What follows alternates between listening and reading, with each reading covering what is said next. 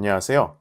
끝까지 들으시면 꼭 도움이 되는 내용을 전해드리는 똑똑한 노트비의 제임스입니다.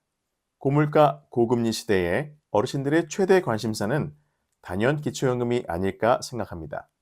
내 돈을 내고 내가 받는 국민연금과는 결이 완전히 달라서 자격 조건만 되면 53만 원을 매달 받을 수 있는 기초연금은 정말 노후에 없어서는 안 될 귀중한 수입이라고 해도 과언이 아니겠습니다. 그래서 오늘 제임스가 준비했습니다. 기초연금을 한 방에 날려버리는 치명적인 실수 5가지에 대해서 쉽게 설명해 드릴 테니 꼭 끝까지 집중해 주시기 바라겠습니다. 치명적인 실수 첫 번째는 주민센터 담당자의 말을 너무 잘 듣는다입니다. 기초연금을 준비하는 어르신들께서는 대부분 모의계산 프로그램이나 주민센터 담당자에게 문의하시는 경우가 많으신데요. 모의계산 프로그램은 신청인 개개인의 상황을 정확히 계산하기에는 한계가 있고 주민센터 담당자들도 수시로 바뀌는 기초연금 제도의 복잡한 내용들을 잘 모르는 경우가 자주 발생하고 있습니다. 따라서 보건복지부에서 제공하는 모의계산 프로그램이나 주민센터 담당자들의 말을 무조건 믿지 마시고 스스로 관심을 가지고 공부하시면서 본인의 소득과 재산을 잘 관리하셔야 불이익을 최소화할 수 있겠습니다. 치명적인 실수 두 번째는 쉽게 포기를 한다는 것입니다. 그럼 어떤 분들이 쉽게 포기를 하는지를 알아보면 첫 번째, 국민연금을 많이 받아서 포기하시는 분. 두 번째, 사업 등록증이 있어서 기초연금 신청을 포기하신 분. 세 번째, 임대소득이 있어서 기초연금을 포기하시는 분. 네 번째, 자녀의 소득과 재산이 많아서 기초연금 신청을 포기하시는 분들. 이런 여러 가지 이유 때문에 기초연금을 신청조차 하지 않는 분들이 의외로 많이 계십니다. 하지만 기초연금은 국민연금을 많이 받아도 기초연금의 최대 50%까지 감액될 수는 있지만 기초연금 신청 자체가 제한되는 것은 절대 아니겠습니다. 사업자 등록이 있으셔도 기초연금을 받을 수가 있으며 심지어 임대소득이 있어도 기초연금을 충분히 받으실 수가 있습니다. 또한 자녀의 소득과 재산이 얼마가 있느냐와는 전혀 상관없이 기초연금을 신청하실 수가 있습니다. 2023년도에 기초연금에 탈락하신 분들은 최대한 빨리 재신청을 하셔서 2024년 새롭게 변경된 기준에 따라서 기초연금 수급 여부를 평가받으시길 바라고 특별히 올해 만 65세가 되시는 1959년생 어르신들께서는 본인의 정확한 소득 인정액을 확인하신 후에 꼭 기초연금을 신청하시기 바랍니다. 만약에 이번에 탈락을 한다고 해도 새로운 대책을 세워서 내년에 다시 신청을 하면 되니까 포기하지 마시기 바라겠습니다. 치명적인 실수 세 번째는 자녀에게 명의를 대여하는 것과 자녀와의 재산 거래입니다. 대부분의 어르신들이 자녀의 부탁으로 통장이나 사업자 등록증에 명의를 빌려주신 경험이 있으실 텐데요. 기초연금을 신청하게 되면 명의를 자녀에게 빌려줘서 벌어들인 사업 소득이나 통장의 거래 내역이 모두 부모님의 소득 인정액에 반영돼서 부모님의 재산과 소득이 갑자기 크게 늘어날 수가 있습니다.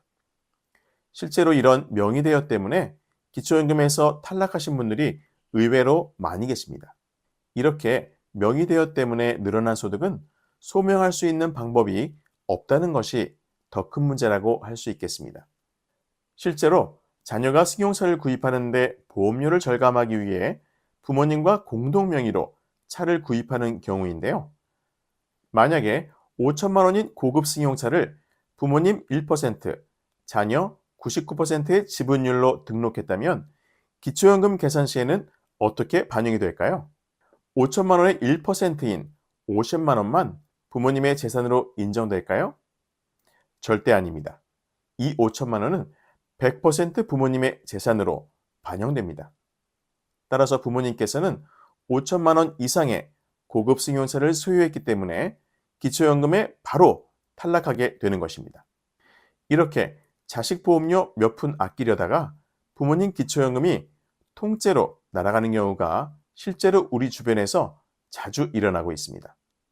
또한 자녀와의 차용증에 의한 금융거래나 자녀와의 임대차 계약에 의한 보증금도 기초연금의 소득 인정액 계산 시 부채로 공제받을 수 없으므로 신중히 판단하시기 바라겠습니다.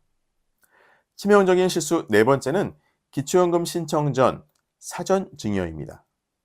자식이 어려울 때 도움을 주고 싶은 것이 부모의 마음이지만 기초연금을 받기 위해 자식들 앞으로 재산을 돌리면 얘기는 좀 달라지겠습니다. 자, 그렇다면 기초연금 신청 전에 자녀들에게 재산을 증여하면 부모의 재산이 줄어들고 기초연금을 받을 수 있을까요? 절대 아닙니다. 자, 2011년 7월 1일 이후에 재산을 증여한 경우에는 증여일로부터 자연적 소비 금액을 차감한 나머지 금액을 부모의 재산으로 인정하고 있습니다. 증여한 재산은 단독 가구의 경우 월 235만 7천 원, 부부 가구의 경우 월 286만 4천 원씩 자연적 소비 금액으로 감소한다는 것인데요. 자, 예를 들어 자식에게 사전 증여한 1억 원이 부모의 재산에서 완전히 없어지려면 단독 가구의 경우에는 235만 7천 원씩 43개월 지나야 1억 원이 모두 소진되고요. 부부 가구의 경우에는 286만 4천 원씩 차감해서 35개월이 지나야 1억 원이 다 소진이 되는 것입니다. 이렇듯 사전 증여한 1억 원이 부모의 재산에서 완전히 없어지려면 3, 4년이 걸리는데 3억 정도 사전 증여를 하신다면 10년은 지나야 부모의 재산에서 완전히 없어지게 되는 것이죠. 기초연금을 받기 위해 편법으로 재산을 증여했다가 기초연금을 아예 못 받을 수 있으니 이 또한 조심하시기 바라겠습니다. 치명적인 실수 다섯 번째는 기초연금 신청 전 현금 인출이나 자녀에게 계좌이체를 한 경우입니다.